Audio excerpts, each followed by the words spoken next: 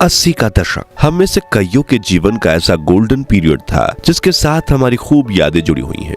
ये वो दौर था जब आमदनी कम थी लेकिन खुशियां ज्यादा थी, सुविधाएं कम लेकिन सुकून ज्यादा था, परिवार में लड़ाइयां कम एकता ज्यादा थी, रिश्तेदार भले ही मीलों दूर रहते थे लेकिन रिश्तों में नजदीकियां ज्यादा थी, मोहल्ले में सिर्फ एक या दो घरों में ब्लैक एंड व्हाइट टीवी हुआ करती थी लेकिन उसमें रामायण देखने पूरा मोहल्ला इकट्ठा हो जाता था। शाम के खाने का पता भले ही ना हो लेकिन घर आया मेहमान भूखे पेट नहीं जाता था, फिर चाहे वो समधी हो या भिखारी बाबा, भूखे को निवाला खिलाना जिम्मेदारी माना जाता था। कहते हैं कि गुजरा जमाना लौट कर नहीं आता, लेकिन हम कुछ पलों के लिए समय के पीछे जाकर उस जमाने की यादों को जरूर ताजा कर सकते हैं। और आज के इस खास पेशकश में हम आपको ले चलेंगे समय से 4 दशक पीछे और दिखाएंगे 80 के दशक के भारत की वो तस्वीर जिसे आप देखकर कहेंगे कि वाह, उस समय का भारत कितना सुनहरा था, जिसने तरक्की की सीढ़ियां चढ़कर आज दुनिया में अपना नाम रोशन किया है। हम उस दौर के लोगों का रहन सहन, कमाई, महंगाई और कुछ ऐसी दुर्लभ तस्वीरें देखेंगे जो आपकी आंखों में खुशी के आंसू के साथ चेहरे पर बड़ी मुस्कान ला देंगी। तो चलिए चलते हैं इस सुहाने सफर पर। ग्रामीण जीवन 80 के दशक में भारत के ग्रामीण इलाकों में कुछ ज्यादा बदलाव नहीं आया था। आजादी के 30 सालों बाद भी वहां के लोग ज्यादा पढ़े लिखे नहीं थे। ज्यादातर ग्रामीण परिवार खेती पर ही निर्भर रहा करते थे। गांव में लोगों के मकान भले ही कच्चे हों लेकिन बड़े सुकून से उन मकानों में लोग रहते थे, जबकि आज बंगले में रहने वाले लोग भी सुकून से नहीं रह पाते। उस दौर के कच्चे घरों में खिड़कियों के नाम पर दीवारों में सिर्फ बड़ा सा छेद हुआ करता था जहां से सूरज की रोशनी आकर घर में उजाला फैला देती थी। ग्रामीण बाजारों में लोग छोटी सी दुकान खोल लेते थे जिसमें रोजाना कुछ 20 से 30 रुपयों का व्यापार हो जाता था। जिसके पास दुकान का किराया भरने की सुविधा नहीं होती, वो अपने शरीर पर ही सामान लटका कर एक चलती फिरती दुकान बन जाते थे। ग्रामीण इलाकों में बिजली होना तो एक सपने जैसा होता था। गांव के चौराहे पर एक स्ट्रीट लाइट लगाना भी पंचायत की बड़ी उपलब्धि माना जाता था। हर तरफ कच्ची सड़कें हुआ करती थी जिन पर साइकिल, बैलगाड़ी, तांगा चलाना भी एक अनोखी कला थी। इन कच्ची सड़कों की वजह से लोग बारिश में काफी परेशान होते थे। उस समय लोगों में अपनापन था और भाईचारा भी बहुत ज्यादा हुआ करता था। लालच नाम की चीज तो हुआ ही नहीं करती थी। खान पान देसी होने की वजह से लोग ज्यादा बीमार नहीं पड़ते थे और अगर कोई बीमार पड़ जाए तो उन्हें गांव के बड़े बुजुर्ग औषधि देकर चंद घंटों में दुरुस्त बना देते थे। गेहूं घरेलू चक्की में पीसे जाते थे, खाना लकड़ी जलाकर मिट्टी के चूल्हे पर बनाया जाता था और चरखा चलाकर कपड़े बुने जाते थे। मित्रों, उस जमाने में ना तो इंटरनेट था और ना ही लोगों के पास इतनी ज्यादा जानकारियां थी। मतलब लोगों की दुनिया बहुत ज्यादा लिमिटेड हुआ करती थी।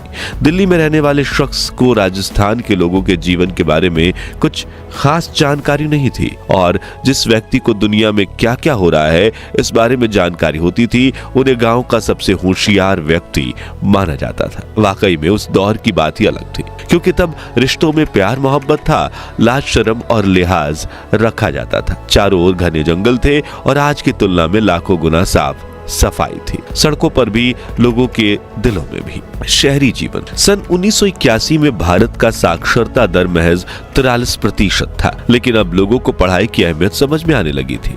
इसलिए सुविधाएं न होने के बावजूद बच्चे सरकारी स्कूल या गली नुक्कड़ के मास्टर जी के पास पढ़ने जाते थे। जैसे कि कोलकाता की इस तस्वीर में बच्चे धूप में एक पुरानी लकड़ी की खटिया पर बैठकर पढ़ाई कर रहे हैं। वह इस दुर्लभ तस्वीर में यूनिफॉर्म पहने स्कूल जा रही बच्चियों चूहों को दाना खिला रही हैं और ये दीवार पर इंग्लिश सिखाने की एडवर्टाइजमेंट्स लगी हुई है। मित्रों, आज फूड और ग्रोसरी डिलीवरी और टेक्नोलॉजी की काफी बड़ी उपलब्धि माना जा रहा है, लेकिन ये कॉन्सेप्ट तो सालों पुराना है। जब रोज सुबह दूध वाले भैया एक ही समय पर घर की घंटी बजाते थे और बिना मिलावट के गाय भैंस का ताजा दूध डिलीवर कर जाते थे। उस वक्त शहरों में हिंदुस्तान, अम्बेसडर और पद्मिनी जैसी गाड़ियां सड़कों पर काफी दिख जाती थी, लेकिन जिनके पास गाड़ी खरीदने जितनी आमदनी नहीं होती थी वो या तो अपनी साइकिल खरीद लेते थे या फिर साइकिल वाले तांगे पर सफर करते थे। देश विदेश में ब्रांड्स की काफी कमी थी, इसलिए गर्मियों में सड़क किनारे कच्चा सोडा या गोली सोडा काफी बिका करती थी। घर घर में 24 घंटे पानी नहीं आता था, बल्कि मोहल्ले में पानी निकालने के लिए हैंडपंप लगा होता था। सुबह सुबह गली के नुक्कड़ पर दादा लोग अखबार लेकर बैठ जाते थे, क्योंकि देश दुनिया की जानकारी पाने का वही एकमात्र जरिया था। उस दौर में कई परिवार के सभी लोग छोटे मोटे काम किया करते थे, जैसे कि सिलाई, सब्जी बेचना, जूते पॉलिश करना, तांगा चलाना वगैरह, क्योंकि उस दौर में आज की तरह दिखावा करने का कोई ट्रेंड नहीं था और लोगों के लिए कोई भी धंधा छोटा बड़ा नहीं था। बस मेहनत से 2 रोटी कमाने का जरिया था। कमाई और महंगाई। 80 का दशक, ये वो दौर था जब देश को आजाद हुए काफी कम समय बीता था। राजनीति में काफी ज्यादा उथल पुथल मची हुई थी। इंदिरा गांधी सरकार ने देश में 21 महीनों की इमरजेंसी लगाई थी, जिससे देश के करोड़ों लोग इतने परेशान हो चुके थे कि कहा जाता है कि आपातकाल के बाद देश में कांग्रेस सरकार के खिलाफ बिजली का खंभा भी चुनावी मैदान में उतर जाता तो जनता उसे भी जिता देती, और हुआ भी यही था। सन 1977 में देश में पहली बार गैर कांग्रेसी जनता पार्टी की सरकार बनी। मोरारजी देसाई, जगजीवन राम, चौधरी चरण सिंह समेत पार्टी के कई नेताओं में प्रधानमंत्री बनने को लेकर तकरार होने लगी और इंदिरा गांधी भी संसद में अपनी वापसी की तैयारियां कर रही थी। कुल मिलाकर राजनीतिक स्तर पर काफी हलचल मची हुई थी और नेता जनता के बारे में सोचने से ज्यादा अपनी कुर्सी बचाने की कोशिश में लगे हुए थे। इसी वजह से देश में महंगाई आसमान की ऊंचाइयों को छू रही थी। सोना चांदी से लेकर दाल चावल तक हर चीज की कीमत में इजाफा आया था। जैसे कि 1980 में 10 ग्राम सोने की कीमत 1330 रुपए थी और जो 1981 में बढ़कर 1800 रुपए तक पहुंच चुकी थी। 1 किलोग्राम चांदी की कीमत 16,000 रुपए थी। पेट्रोल की कीमत 8 रुपए प्रति लीटर थी। इसके बावजूद पेट्रोल पंप के मालिक के लिए दिन में 2000 रुपए का पेट्रोल बेचना भी बड़ी बात थी, क्योंकि उस दौर में यातायात के लिए ज्यादातर लोग पब्लिक ट्रांसपोर्ट का इस्तेमाल करते थे। छोटी दूरी के लिए साइकिल और तांगे की सवारी की जाती थी और 1-2 गली आगे जाने के लिए तो लोग पैदल ही अपनी 11 नंबर की बस में सवार होकर निकल पड़ते थे। उस दौर में अनाज की कीमतें भी आज के मुकाबले काफी कम थी। 1980 के दशक में 1 लीटर दूध 8 रुपए, 1 किलो चावल 1 रुपए, 1 किलो मूंग दाल 2 रुपए, 1 क्विंटल गेहूं 142 रुपए और 1 किलो शक्कर 5 रुपए में मिल जाती थी। हालांकि उस समय के हिसाब से ये कीमतें ज्यादा थी और महंगाई की मार के शिकार हुए लोगों के लिए 2 वक्त की रोटी कमाना भी टेढ़ी खीर था। रिपोर्ट्स की माने तो उस दौर में एक व्यक्ति की 1 महीने की औसतन कमाई सिर्फ 100 से 200 रुपए के बीच हुआ करती थी, जिससे वो अपने परिवार की जरूरतों को पूरा भी कर लेते थे। फिल्मी जगत। दोस्तों, 21वीं सदी की ज्यादातर अभिनेत्रियां प्लास्टिक सर्जरी और ढेर सारे मेकअप के साथ जब रिवीलिंग कपड़े पहनती हैं तभी उन्हें फिल्मों में काम मिल पाता है। लेकिन 1980 के दशक की अभिनेत्रियां बिना किसी आर्टिफिशियल मेकअप के इतनी खूबसूरत दिखती थी कि लोगों के दिलों पर राज करती थी। फिर चाहे वो रेखा हो, सोनी राजदान हो, भानुप्रिया हो या मंदाकिनी।